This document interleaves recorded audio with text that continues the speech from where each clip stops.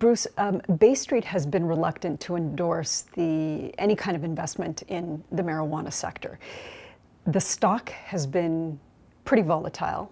Do you think that's scaring off investors? And why has that stock been so volatile? Wow, there's a lot there. So Bay Street's a pretty long street. And I would say the end, which has the 4 or 5 oligopoly operating banks, are the only ones who've been really reluctant. And I think the only reason they've been reluctant has nothing to do with the lawful nature, cross-border, anything, any of that.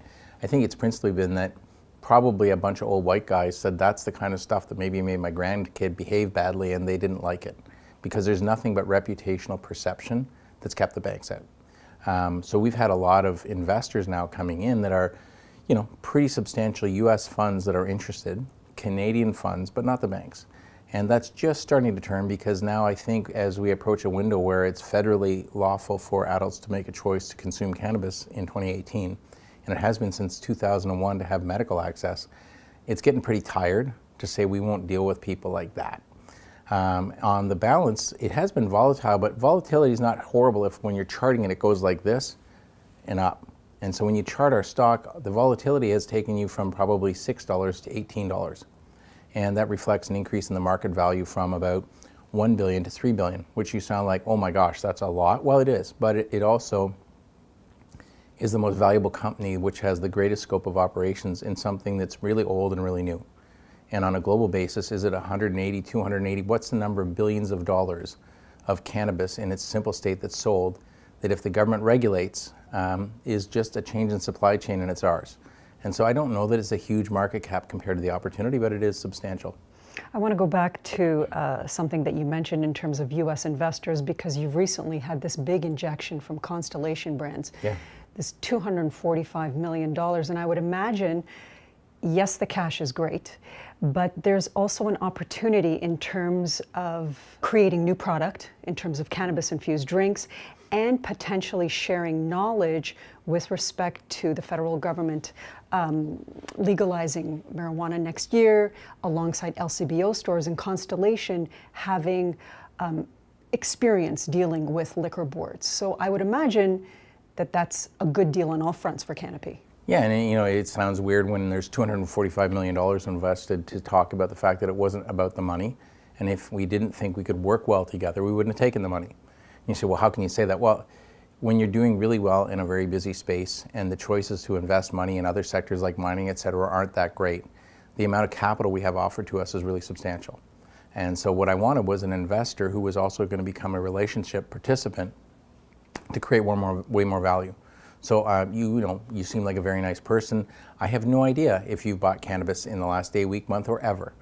But you would probably be someone I would like to have as a target client because let's see, you're female, your income is in a good state, you probably have an interest in social network, and if I could create some products which were socially normal, which you felt were far superior to any alcoholic beverage, and you wanted to buy because it was now legal by the federal standard and the provincial standard, and you could go to a store and see it in a format of a drink, and you knew that it was exactly the same thing, and it might bring on a little bit of giddiness, that it would be a consistent drink, and that by having it, I find as I get older, I don't need as many calories.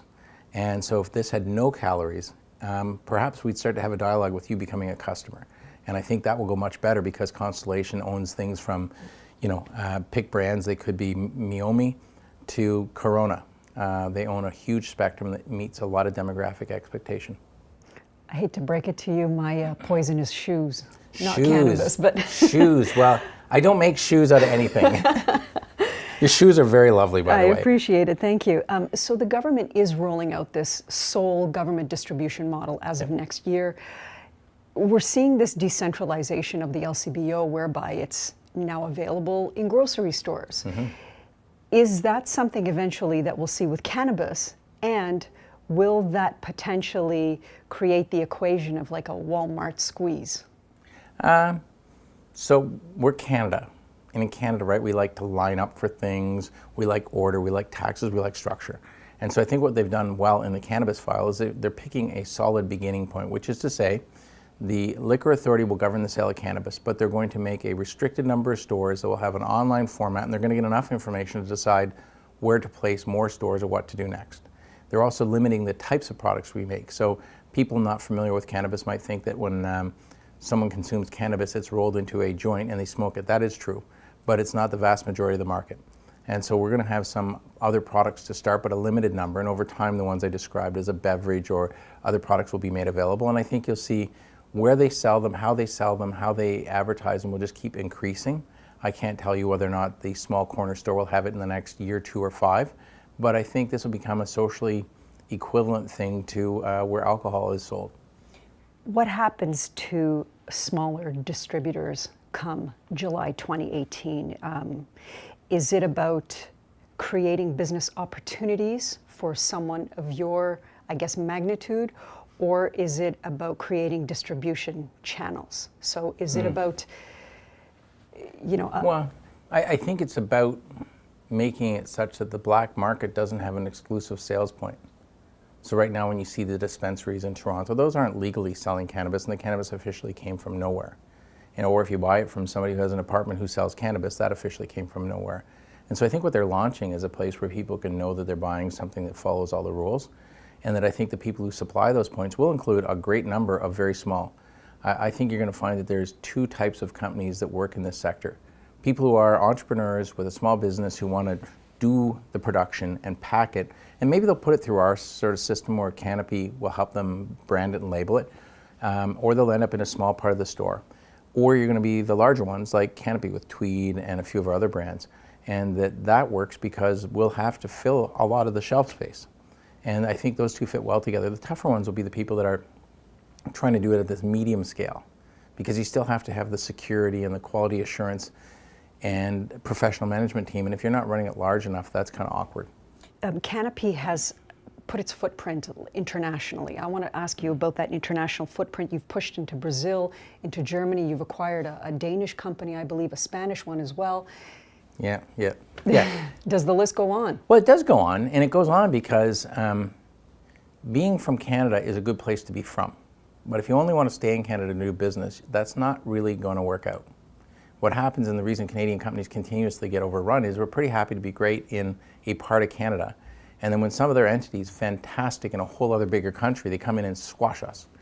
Well, we have the best public policy in the world right now in cannabis. So if you're the best company in that sector, which Canopy is, there's no reason you can't participate and be the most successful company in all the countries you describe. And so what we're doing is taking that this may be a first and only time in my lifetime where Canada is leading the way on public policy in a topic that is universal. And the effect means that we probably have the chance for Canadian businesses to dominate in those geographies, so why would you stay at home and watch?